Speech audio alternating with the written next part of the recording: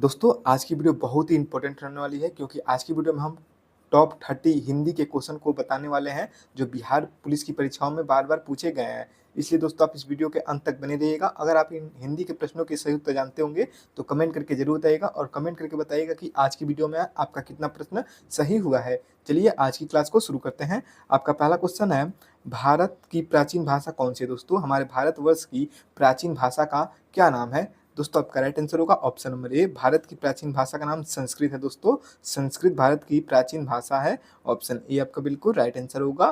Question का second है दोस्तों, भारत का शेक्सपियर किस व्यक्ति को कहा जाता है दोस्तों?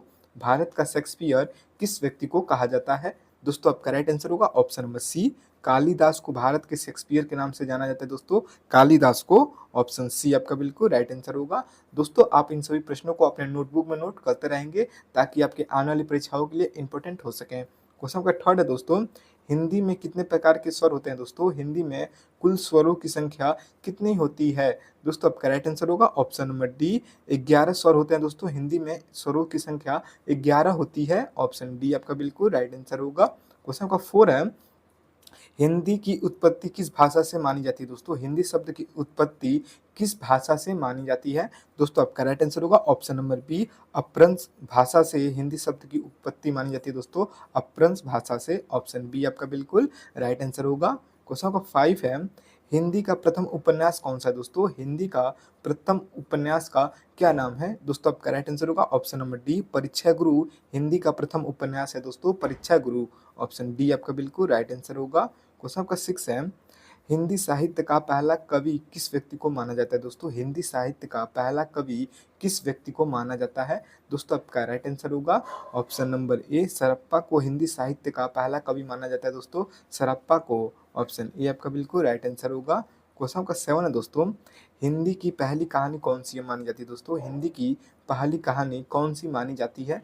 दोस्तों आपका राइट आंसर होगा ऑप्शन नंबर डी, रानी केतकी की कहानी हिंदी की पहली कहानी मानी जाती है दोस्तों, रानी केतकी की कहानी। ऑप्शन डी आपका बिल्कुल राइट आंसर होगा। क्वेश्चन का 8 है, हिंदी भाषा की लिपि क्या है दोस्तों? हमारी हिंदी भाषा की लिपि क्या है? दोस्तों आपका राइट आंसर होगा option number C, Devanagari Hindi भाषा की लिपि है दोस्तों, देवनागरी। ऑप्शन सी आपका बिल्कुल राइट आंसर होगा। क्वेश्चन का 9 है दोस्तों, किस व्यक्ति को भारतीय साहित्य का भीष्म पितामह कहा जाता है दोस्तों?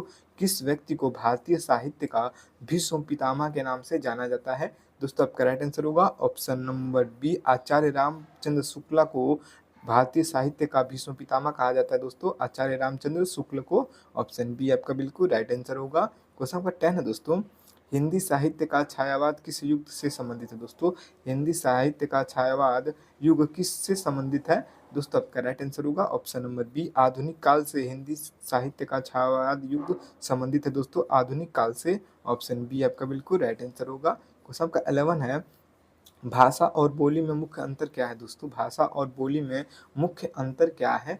दोस्तों आपका राइट आंसर होगा ऑप्शन नंबर सी, भाषा लिखित होती है और बोली मौखिक होती है दोस्तों, यही प्रमुख कारण है। भाषा और बोली में यही प्रमुख कारण है कि भाषा लिखित होती है और बोली मौखिक होती है। ऑप्शन सी आपका बिल्कुल राइट आंसर होगा। क्वेश्चन नंबर 12 है दोस्तों, हिंदी साहित्य के काव्य की आत्मा किसे कहा जाता है दोस्तों? हिंदी साहित्य के काव्य की आत्मा किसे कहा जाता है? दोस्तों आपका राइट आंसर होगा ऑप्शन नंबर ए, रस को हिंदी साहित्य के काव्य की आत्मा कहा जाता है दोस्तों, रस को। ऑप्शन ए आपका बिल्कुल राइट आंसर होगा। क्वेश्चन नंबर 13 है दोस्तों, गोदाम पुस्तक के लेखक कौन है दोस्तों? गोदाम पुस्तक के लेखक का क्या नाम है? दोस्तों आपका राइट आंसर होगा option number D, Munshi Premchand गोदाम पुस्तक के लेखक हैं दोस्तों, मुंशी प्रेमचंद। ऑप्शन डी आपका बिल्कुल राइट आंसर होगा। क्वेश्चन नंबर 14 है, निम्न में से कौन हिंदी की प्रमुख उपभाषा नहीं है दोस्तों? निम्न में से कौन हिंदी की प्रमुख उपभाषा नहीं है? दोस्तों आपका राइट आंसर होगा ऑप्शन नंबर डी, फारसी हिंदी की उपभाषा नहीं है दोस्तों, फारसी। भोजपुरी, ब्रज और अवधी ये तीनों हिंदी की उपभाषा है, लेकिन ब्रज फारसी हिंदी की उपभाषा नहीं है। ऑप्शन डी आपका बिल्कुल राइट आंसर होगा। क्वेश्चन आपका 15 है, रामविलास शर्मा किस विधा से जुड़े हुए थे दोस्तों? रामविलास शर्मा किस विधा से जुड़े हुए थे? दोस्तों आपका राइट आंसर होगा ऑप्शन नंबर ए, ये आलोचना से जुड़े हुए थे दोस्तों, आलोचना से। ऑप्शन ए आपका बिल्कुल राइट आंसर होगा। क्वेश्चन नंबर 16 है, वीर रस के प्रमुख कवि कौन है दोस्तों? निम्न में से वीर रस के प्रमुख कवि का क्या नाम है? दोस्तों आपका राइट आंसर होगा option number B, Ramdhari Singh Dinkar वीर रस के प्रमुख कवि है दोस्तों, रामधारी सिंह दिनकर। ऑप्शन बी आपका बिल्कुल राइट आंसर होगा। क्वेश्चन नंबर 17 है, हिंदी का पहला नाटक कौन सा है दोस्तों? हिंदी साहित्य का पहला नाटक कौन सा है? दोस्तों आपका राइट आंसर होगा ऑप्शन नंबर डी, नहसू। हिंदी साहित्य का पहला नाटक है दोस्तों नहसू। ऑप्शन डी आपका बिल्कुल राइट आंसर होगा। क्वेश्चन का 18 है, चिंतामणि रचयिता कौन है दोस्तों? चिंतामणि के रचयिता कौन है? दोस्तों आपका राइट आंसर होगा option number A, Ramchandra Shukla. Chintamani के रचयिता है दोस्तों रामचंद्र शुक्ला। ऑप्शन ए आपका बिल्कुल राइट आंसर होगा। क्वेश्चन का 19 है, भक्ति आंदोलन का प्रमुख उद्देश्य क्या था दोस्तों?